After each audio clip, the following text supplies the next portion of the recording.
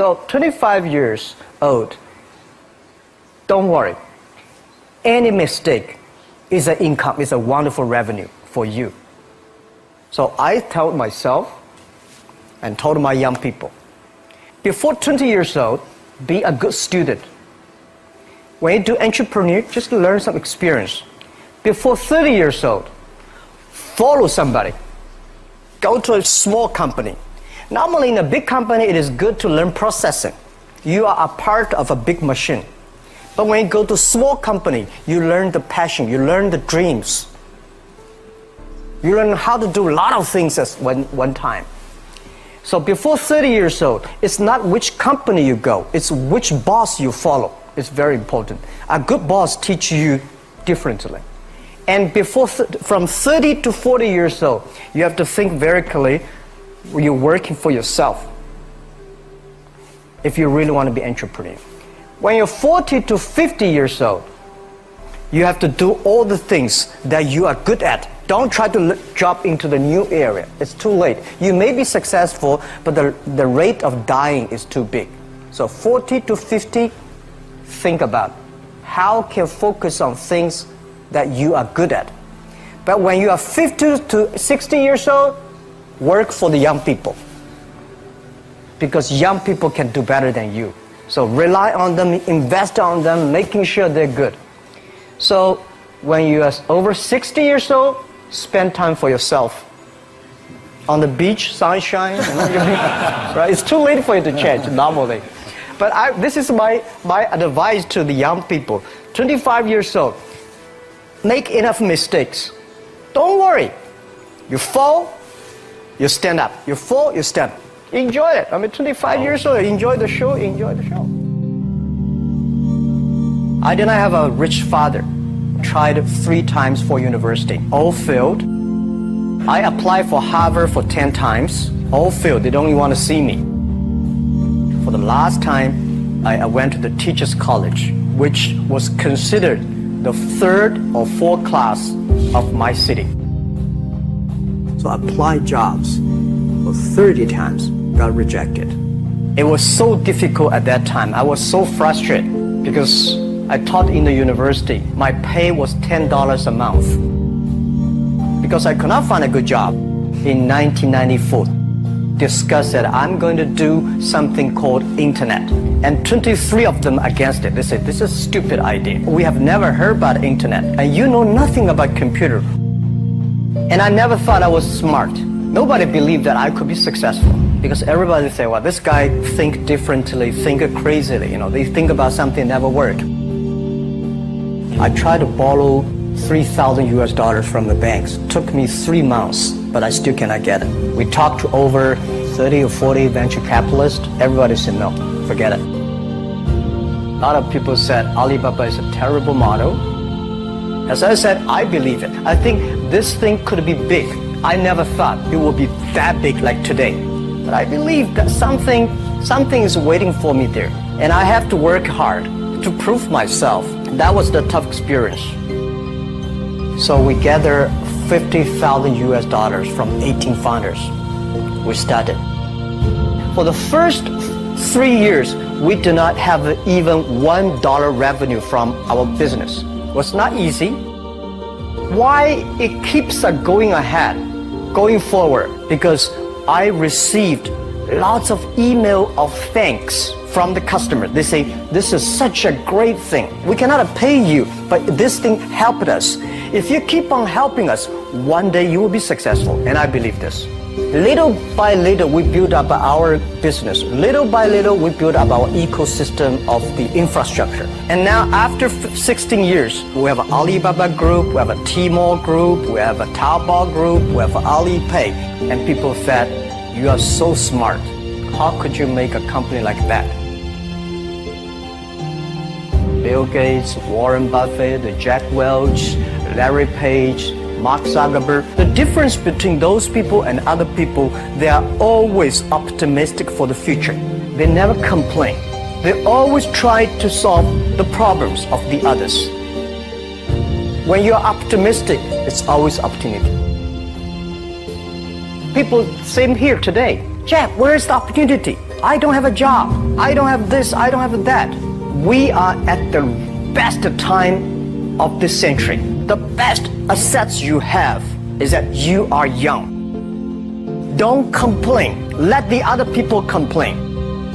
The opportunity always lies where people complain. Think about how you can make things different. Is there anything I can do that make the difference? And then when you think about this, start to do it. I saw a lot of people, young people, have fantastic ideas every evening. But in the morning, they go to the office same again. Being an entrepreneur, you have to do the things before the other people do. You have to wake up before the other people wake up. You have to be more brave than the others. Use instinct. Everything you do is to the need of the customer. To everybody, to any person, tomorrow is new.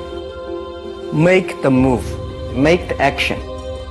Whether investors believe it this or not, whether your friends believe it or not, whether your parents believe it or not, that's not important. You believe it, your team believe it, and work day and night on this. That's how the things happens. Make enough mistakes. You fall, you stand up. Any mistake is an income, is a wonderful revenue. Don't worry about the money. Money follow the people. People should follow the dreams. If you have a dream, just to go ahead. I think nobody can conquer the world. We only can serve the world. Either work for the others or work for yourself. And I choose the way, work for myself. Working for myself, that means working for the society. If you really want to work for yourself, think about the others. Because only when the other people are successful, when the other people are happy, you will be successful, you will be happy. I think today people worry a lot about the world, about the economy, China, economy in the world. But I'm very optimistic. When people start to worry, that is the opportunity is. I worry about the blood testing, and she created good things. And I think great innovations, great companies always happen in the tough times. Life's like the music. You have up, you have a down, you have a long, you have a short notes. And I like your American movie, Life is like a box of chocolate. You never know what you're going to get, right? So I'm pretty optimistic. The opportunity in the future for equality is huge, because in the last century, the IT is for big companies. The globalization is for big companies. But now with the technology, we can serve those 80% of the companies that never been served. We can serve the 80% of the young people that have never been served. Technology for internet is so cheap, so easy to use. One of the reasons why we grow in China e-commerce so fast, much faster than the USA, because our infrastructure of commerce in China was too bad. When it is too bad, something happens and goes. Today we are working on the rural areas of China. I can never imagine that China, about 800 million people still live in the rural areas, are farmers. And there are about close to 200 million people. Their income is less than $1 per day. And before the internet, it's impossible for these guys to reach the PC because it's so difficult. Even people like me, I don't know how to use a PC. But now 80% of the farmers, those people using mobile phones. When you have the mobile phones, the internet, the data, things change a lot. So I'm excited about the future.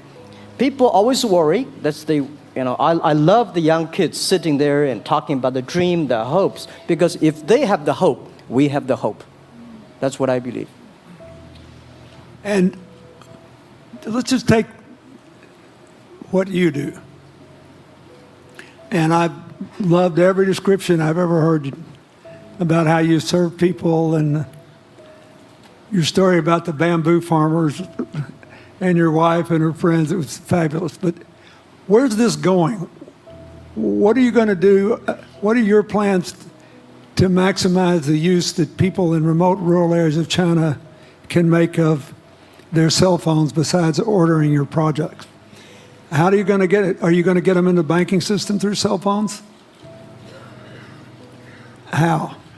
Well, we never know that we can grow so fast. In the past 5 months, we covered 4,500 villages.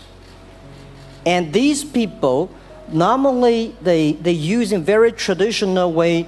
It took them like we went to a rural area. It took the farmers 2 hours to work to the downtown in the middle of the town and buy things. But today, because the mobile phone, and we can deliver things to their home, to their village within 72 hours. I remember last week I read a very interesting thing. This is amazing. There is a girl, she told me a story. She said her grandfather, 92 years old birthday. And for his life, he always wanted to try one Western style food. But he lived in the rural areas. There's no such restaurant food. So she said, I tried on the internet, book a restaurant dinner for Western food, delivered to that village. And they finally immediately find one restaurant. There are 3 guys. They took like a 3 days bus from Shanghai to that village, made an Italian spaghetti and a beef for them for this 92 years old birthday. And whole village was excited. Everybody started, wow, you can order food, Western style food. So buying almost everything. And also we're helping, there are a lot of farmers, they plant a lot of apples, great apples. But 90% of the apples rotted because there's nobody buy them.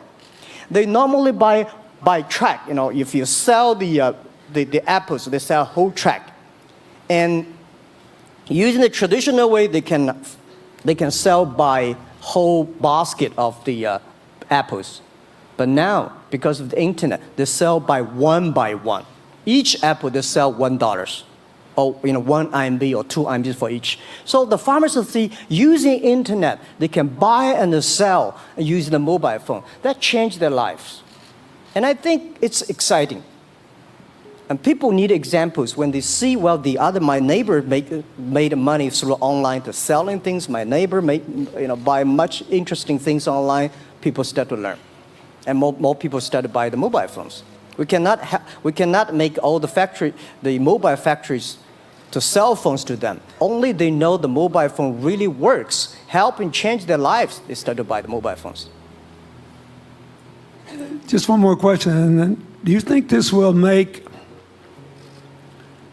the current problems like the current problem in China less likely? That is, if we'll have more market information and the market will drive where the investment goes instead of the government trying to make judgments about, I better build another housing development or office development here, there, yonder, and you wound up with a bubble.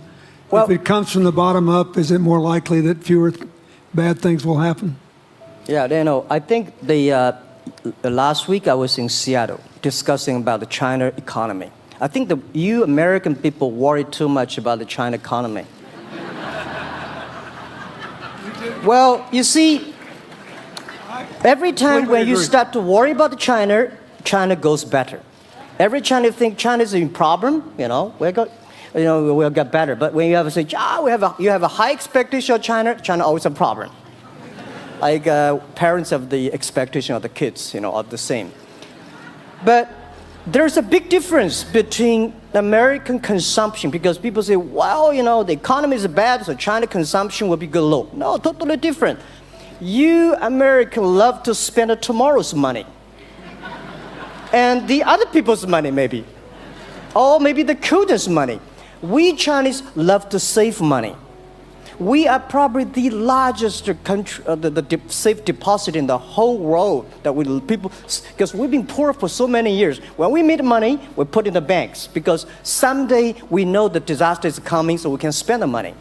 So when the economy is bad, we still have the money to spend. You guys probably don't. You worry. And the second thing is that China been focusing on developing for the past 30 years. China government so strong on investment, so strong on exporting, but they are too weak on the domestic consumptions. Domestic consumption is not driven by government, it's driven by entrepreneurship, driven by the market, not the government. So in the past 20 years, government is so strong. Now they're getting weak. It's our opportunity. It's our showtime. to see the market economy, entrepreneurship, how we can develop the real consumption. I think if the China developed the great consumption, we have a 300 million middle class. In next 15 to 20 years, we're going to have 500 million middle class. We need to import a lot. So when we start to import, that's a great. It's going. I worry a lot when we export. When we export, we got a terrible sky, we have a terrible water, we have a terrible environment. When we start to import, we got to be better. So that's all the great opportunity, guys. Be happy about that. I'm serious. I agree with that. I'm serious. Yeah.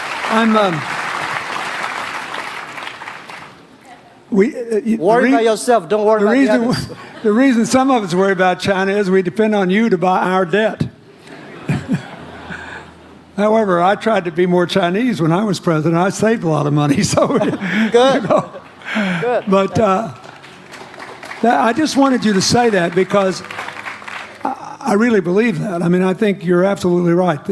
The trend toward greater internal consumption I think, will remain unbroken in spite of whatever the difficulties are in the next few months. I think it's important not to overreact. You can't break the trend. You've got to clean up the land from chemical contaminants. You've got to clean up the air. You're going to do it. Yep. And a lot of Chinese will make a lot of money out of that. There'll be a lot of great new companies, and there'll be opportunities to import from other places. Yeah. So can you discuss your theory of what you're doing and other things in terms of whether it advances equal opportunity and social solidarity? Tell them what you think is going to happen. And what other kinds of, when your opening remarks, you just said technology is going to be active in this way in other areas of the economy. What do you think the next big opportunities are? But first, tell them just in 2 sentences what you're doing, because Jack and I know, and we haven't been clear enough. Explain it, and explain how you think that advances social solidarity and equality of opportunity.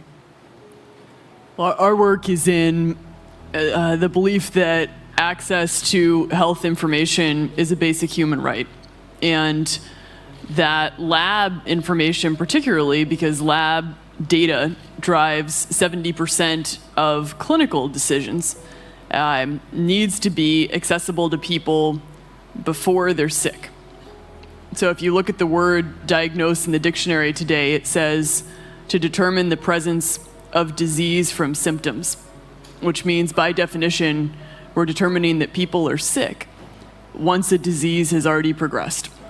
And our work is in being able to make lab testing accessible to people in time for therapy to be effected, and to do that in a way in which every person, irrespective of their insurance status, irrespective of where they live, can afford the ability to get a test done. So that means, in our case, we've invested the last 12 years in now developing hundreds of tests, many of which are less than $10. So $2 tests in the United States. And I think one of the amazing things about this country is that we have such an incredible ecosystem for fueling creativity, and that creativity can create new markets. So in answer to your question about the market being able to conform itself to social good, I think the creativity that goes into creating these new technologies creates new markets in and of themselves. And our basic belief is that those new markets come from empowering individuals and enfranchising individuals and trusting that individuals have the capability to engage with information, and in accessing that information, beginning to take control of their own outcomes and their own health outcomes, and in doing so, changing the way our healthcare system works. Think what this could mean for rural China, for rural India, for Native American reservations in America, for the Mississippi Delta, for the remote areas of where all the jobs were lost from coal. You're all of a sudden giving people information. And one of the most important things I think we did in my second term as president in the healthcare front, was develop this diabetes self-care program. And all of a sudden, Jack's company could be delivering the means to self-care based on your test. I mean, I think that this is a very big deal. We all want to live as long and as well as we can. And Craig Venner was here. We were joking about whether we'd make it to 100. But in the meanwhile, you want to keep people healthy. And if they're sick, you want to intervene early, not late. Yeah. Well, and if you look at, the ability to engage with this information, we have a $4 trillion healthcare problem in this country. 20% of it is type 2 diabetes, which is reversible. And we have 90 million Americans who do not know they are pre-diabetic. But access to information and the ability to engage with that information is the foundation for being able to change those outcomes and cost, right? One more fact, and then I want to call on Jack. You founded this company 12 years ago, right? Yeah. Tell them how old you were. I was 19. Yeah. So, don't worry about the future. We're in good hands. So, I was thinking about 19, where I am. 19, I've not passed the examination for university yet. I failed 3 times, but I think it worked out. I'm not good at schooling. Well, yeah, that's why I give confidence to a lot of young people in China. If Jack Ma can be successful, 80% of the people can be successful.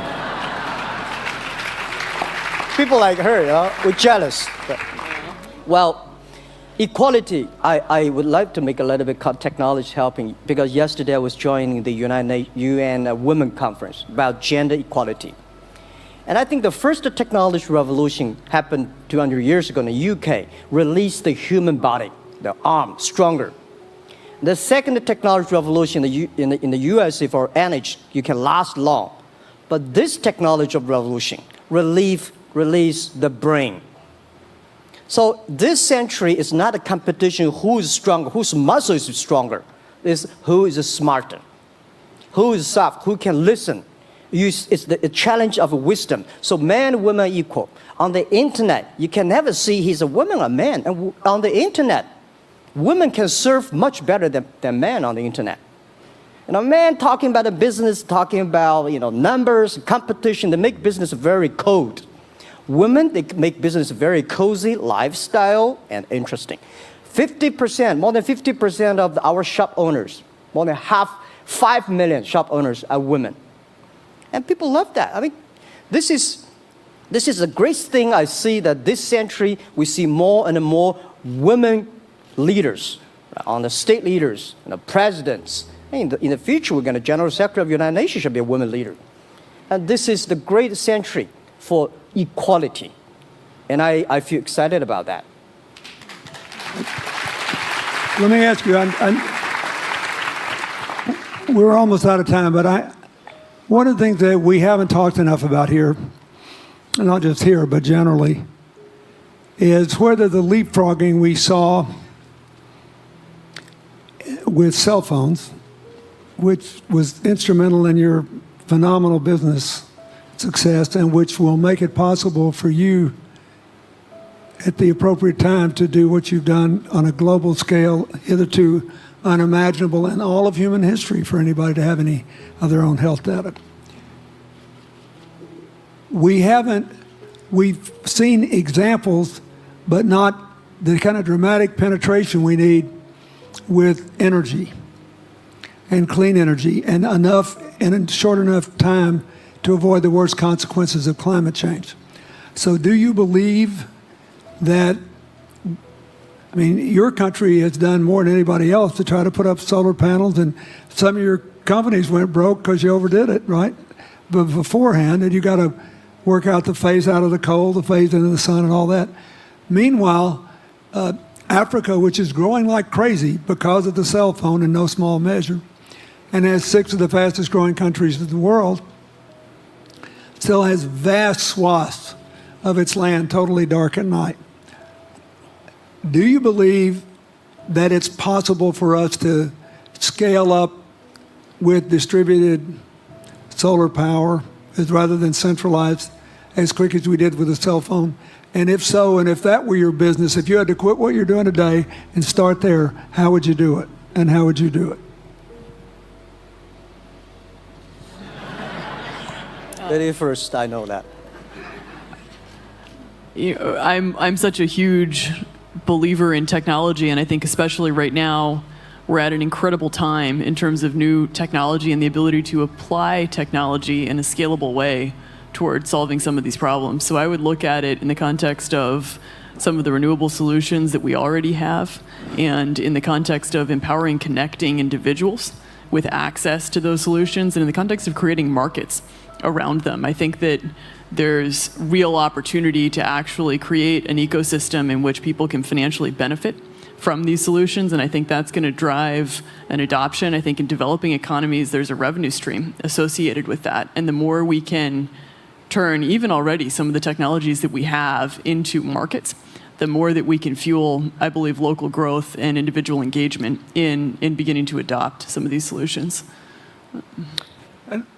Just related to that, Jack, you answer it, and then I'll ask you one final question. Yeah, I am a strong believer that technology can make world much better, because people say China economy is getting slower. I'm happy about the 7%, even 5%. Even 5% of the GDP of the number of China, of the second largest economy, is big enough. But you don't expect China keep on growing 11%. Because like one human body, when you are 1.8 meters tall, you cannot keep on like a 10% growth every year. You have to grow the quality, your mind, the wisdom. So I think China needs new technology to solve these problems, and which today the data, the clean technology, all these things that China is supposed to do, if we keep on the tradition, the old ways, we'll go nowhere. This is why I feel excited, because people ask me, what is your dream now? Because I never thought I would be today. I can sit here talking to president. I'm like a guy, on the street, and like failed 3 times for university, 5 times for high key schools. I applied for 10 times in Harvard school, all rejected. I never thought, because of the technology, because the internet gave me this opportunity. So I think when I retire, I don't want the Chinese people have a terrible water to drink, unsafe for food, and the money we make all spent in the hospital. That's disaster. So how we can using the technology to enable young people. The great chance of this world, don't worry about it. We got 1.4 billion people who were born in 1980s. They are the people of the internet times. They are going to have new ways to solve the world problems. The things you are worried about today, they can solve it. And human beings have these kind of worries for centuries. And young people can always solve it. And today, when you have a right direction, clean energy, the climate change, all these issues, they will be solved, and these are the great opportunities ahead of us. Anything else? I agree with that. I think the more we can enfranchise people, the more we can create ecosystems in which individuals are empowered, the more we give rights to individuals to be able to build businesses, to be able to pursue the economic benefit of technologies, the more you see these markets change. Before they leave the stage, I want you to look at them. And I want you to think about the time we have had to spend here dealing with the refugee problems in Syria and Lebanon. Stand up, Elias. This is my friend Elias Bousab. He's the education minister in Lebanon. He's got to educate all these kids. And so he left a miracle that very much reflects the lives that Elizabeth and Jack have lived. He was in a very responsible position at the American University of Dubai. They started bringing American scholars over there to live in an Arabic culture. He did all these wonderful things. Lebanon got in trouble. He went home to save his country. What is the difference How much more could he and every smart Lebanese person do if they could focus on these things? And why can he not? Because the place is dominated by people who think their differences are more important than their common humanity and their common challenges. You cannot imagine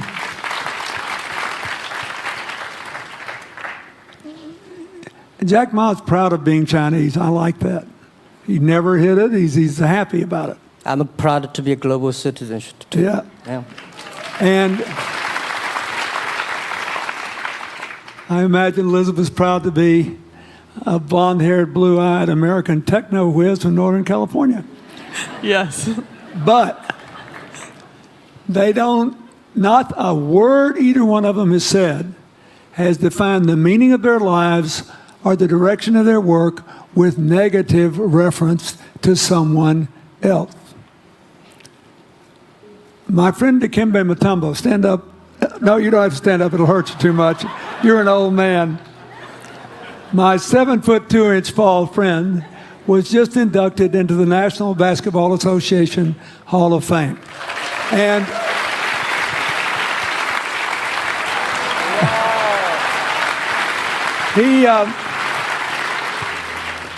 my whole family loves him. And I have seen how much he has given back to his native country, Congo, which has been so troubled. I've known him a long time. We both went to Georgetown University. I did before he was born, I think. I've never heard him say a resentful thing about anybody. I have seen him give and give and give and try to give the people in his native land opportunities. Why am I telling you this?